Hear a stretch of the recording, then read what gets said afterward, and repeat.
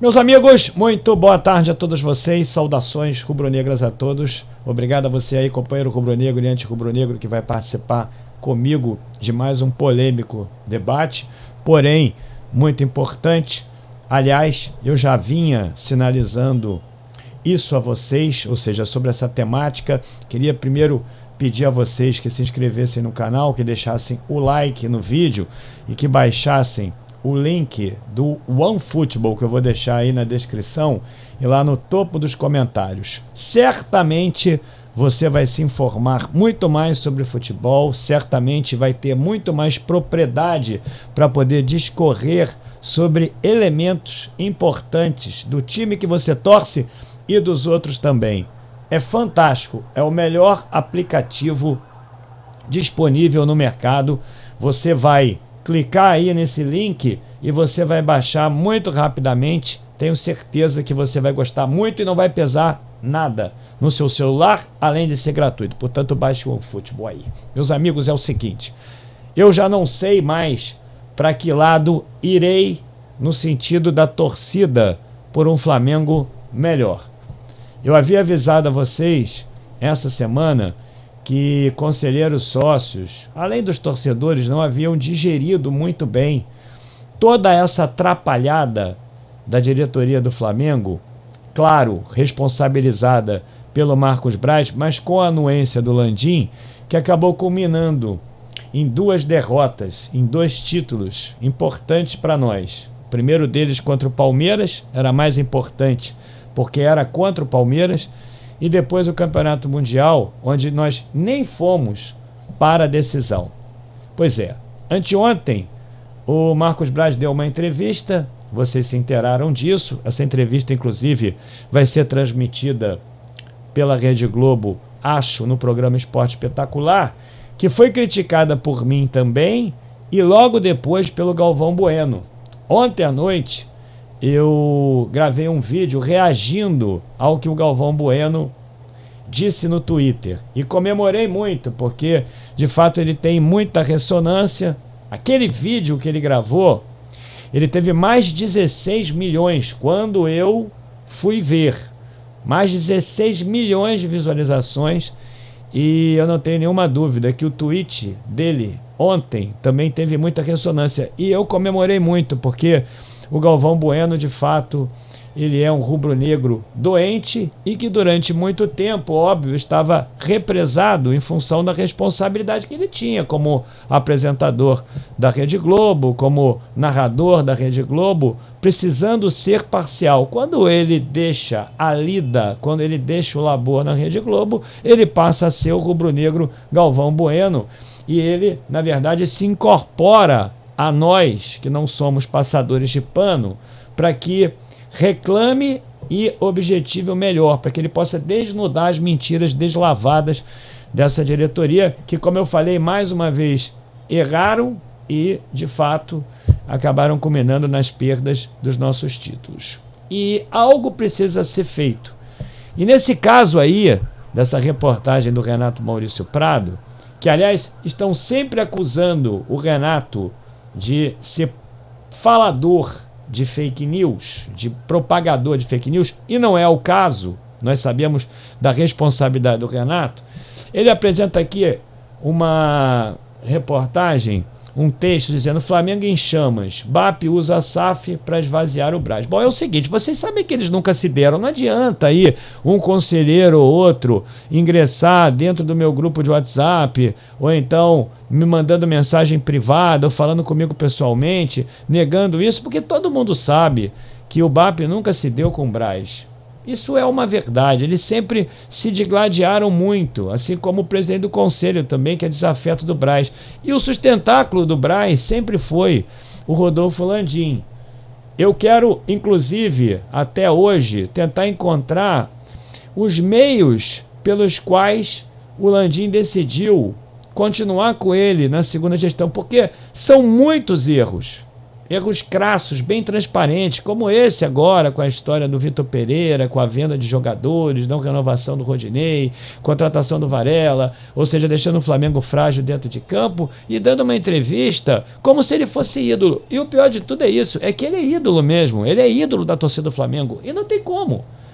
O cara tá passeando lá pelas ruas do Marrocos, o cara quando chega no Maracanã ele é ovacionado pela torcida. Então é importante realmente que um cara como o Galvão Bueno, que tenha muita ressonância, que desnude tudo isso, que faça através do convencimento dos fatos e do empréstimo da sua importância social, por ser muito conhecido, que consiga dissuadir o torcedor de continuar a achar que o Marcos Braz é o ídolo. O grande problema, porque o ídolo tem que ser o de Arrascaeta, o ídolo tem que ser o Zico, o ídolo tem que ser os jogadores, o treinador, né? E não o dirigente. Essa história de você cultuar o dirigente como ídolo é algo realmente absurdo. Você não sabe. Mas quando você vai no Maracanã e o Marcos Braz aparece ali no campo, você vai testar a popularidade dele. No ano passado, quando as coisas estavam ruins com o Paulo Sousa, ele nem aparecia, ficava assistindo o jogo lá da cabine de rádio, totalmente escura para ninguém vê-lo. Mas ele sabe aproveitar os momentos de popularidade. E esse é um momento muito ruim. Agora eles arrumaram um inimigo, como eu falei para vocês, atroz. O problema todo é o seguinte, é que quem está se opondo a ele dentro do Flamengo é o BAP. E o BAP, nós já sabemos exatamente como é. O BAP, de fato, também não tem a minha confiança. E não é de hoje que eu digo que ele queira levar o Flamengo para ser uma SAF. Já houve uma palestra, já houve uma entrevista, um programa na Flá TV falando sobre isso. E agora essa notícia do Renato Maurício Prado. Estão tentando acusá-lo de ser propagador de fake news, mas não é. Então, é o seguinte, você sai de uma e entra noutra, porque está aí o BAP já querendo esvaziar o Braz, falando ali de SAF, que no meu entendimento, eu já falei isso para vocês, não é necessário no Flamengo, porque organicamente o Flamengo conseguiu se revitalizar, conseguiu se reestruturar, e esses exemplos que nós temos aqui no Brasil, mesmo aqui no Brasil, já mostram claramente que isso não vai funcionar bem. Haja vista aí o que aconteceu com o Botafogo agora. O John Textor simplesmente pegou o melhor jogador do Botafogo, que era o Jefinho, e mandou lá pro Leão. Aconteceu com o Vasco também. Pegaram o André e venderam o André. O André está até para voltar aqui pro Brasil agora, porque não deve ter dado certo lá. Mas não vai pro Vasco. Então, a ótica é sempre o lucro. O cara aporta dinheiro ali, ele quer lucro.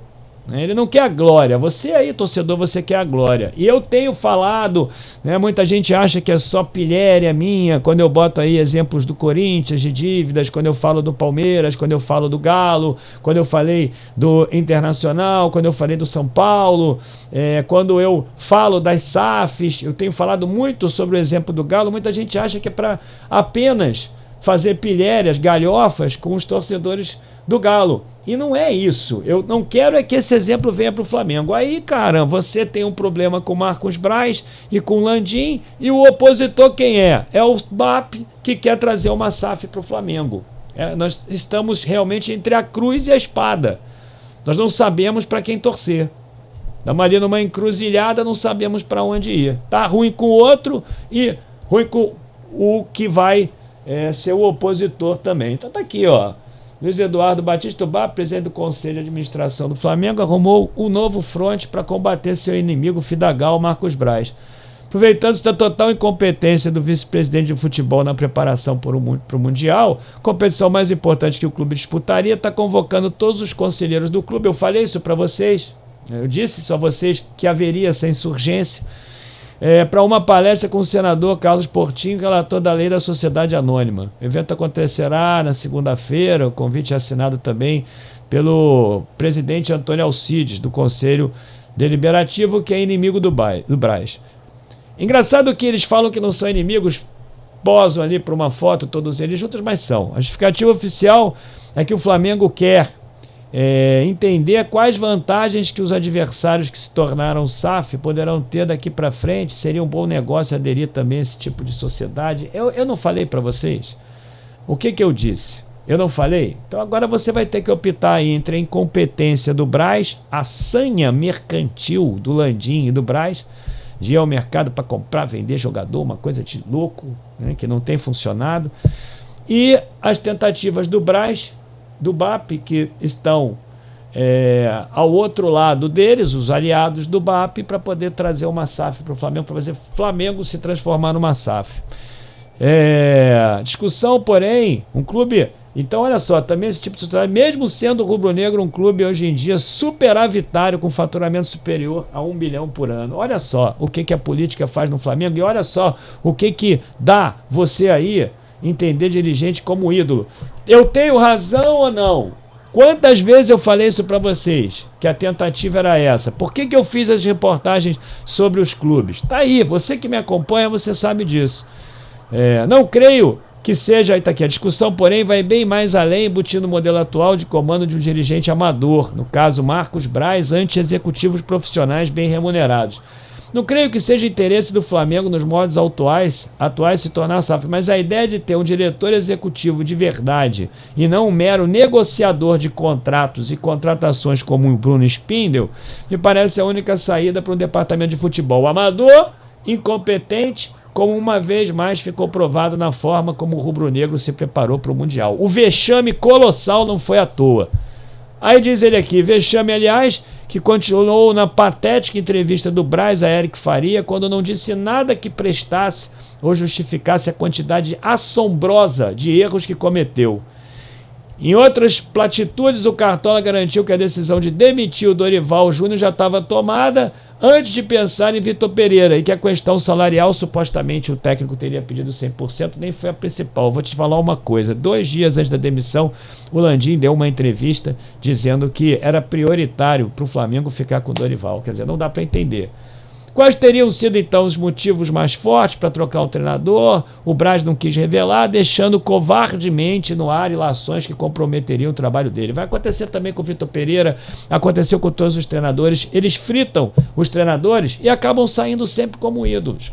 E você aí fica falando aí que o Flamengo ganhou um título ou outro, mas perde muito mais do que ganha. O Flamengo tem obrigação, porque o Flamengo, meus amigos, custa 900 milhões de reais. É isso. E os outros clubes não custam 5% disso.